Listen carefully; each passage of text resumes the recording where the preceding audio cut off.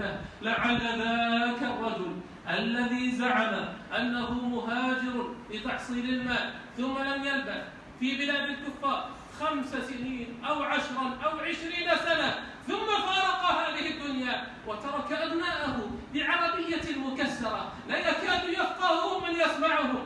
إذا كان هذا الجيل الأول حصل به كذلك، ثم أنشأوا جيلا آخر لا يدري عن الإسلام إلا رسمه، ثم جاء جيل آخر يعتقد بعقيدة أهل الكفر والإلحاد، يذهب إلى أماكن عبادتهم ويتكلم بكلامهم ويعتقد عقائدهم.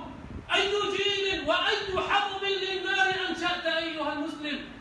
احذر يا عبد الله، كم سيعيش بعدك أبناؤك؟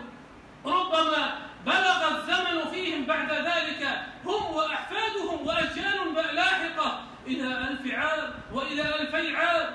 أتضمن كل هذا الجيل أن يكون على عقيدة الإسلام؟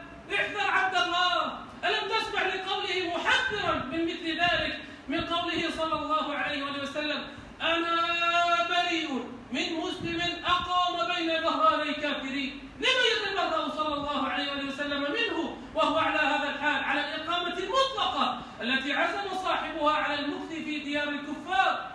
إن نظر الإسلام في المآلات ونظرك أيها المسكين في البدايات.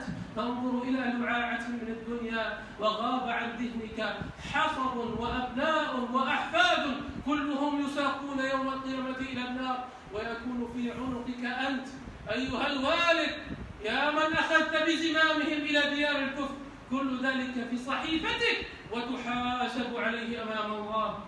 نسأل الله سبحانه جل في علاه أن يسلمنا وإياكم وأبناءنا وذرارينا من مثل ذلك.